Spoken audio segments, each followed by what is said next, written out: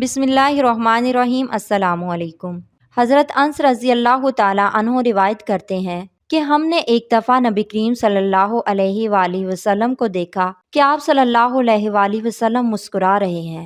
तो हज़रत उमर रज़ी अल्लाह ताला अन्हो ने पूछा, या रसूलल्लाह सल्लल्लाहु अलैहि वसल्लम, कौन सी चीज़ मुस्कुराहट का सबब हुई?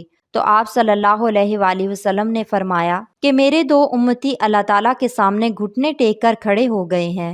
एक कहता है कि या अल्लाह, इसने मुझ पर जुल्म किया और मैं इसका बदला चाहता हूँ। तो अल्लाह पाक इस जालिम से फरमाता है कि अपने जुल्म का बदला अदा करो। जालिम जवाब देता है, या अल्लाह, अब मेरी कोई नेकी बाकी नहीं रही कि जुल्म के बदले में इसे दे दूं।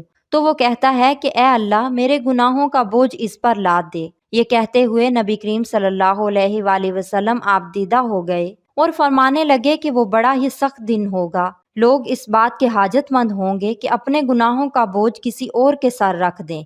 अब अल्लाह पाक इस मजलूम से फरमाएगा कि नज़र उठाकर जन्नत की तरफ देख। वो सर उठाएगा, जन्नत की तरफ देखेगा और अर्ज करेगा, या अल्लाह, इसमें तो सोने और चांदी के महल हैं, मोतियों के बने हुए हैं। या अल्लाह, क्या ये किसी नबी, किसी सिद्दीक या शहीद के हैं? तो अल्लाह फरमाएगा कि जो इसकी कीमत अदा करता है उसको दे दिए जाते हैं। वो कहेगा कि या अल्लाह, इसकी कीमत भला कौन अदा कर सकता है? तो अल्लाह फरमाएगा कि तू इसकी कीमत अदा कर सकता है। अब वो अर्ज करेगा कि या अल्लाह, किस तरह? तो अल्लाह पाक इरशाद फरमाएगा कि इस तरह के तू अपने भाई को माफ़ कर दे। वो कहेगा, या अल्लाह, मैंने माफ़ किया। इसके बाद अल्लाह पाक फरमाएगा कि अब तुम दोनों एक दूसरे के हाथ थामे जन्नत में दाखिल हो जाओ। इसके बाद आप सल्लल्लाहु अलैहि वसल्लम ने फरमाया, अल्लाह ताला से डरो और आपस में सुलह कायम रखो, क्योंकि क़यामत के रोज़ अल्लाह पाक भी मोमिनीन के दरमियान सुलह कराने वाला है। अल्लाह पाक हम सब का हामी और नासिर हो। आमीन।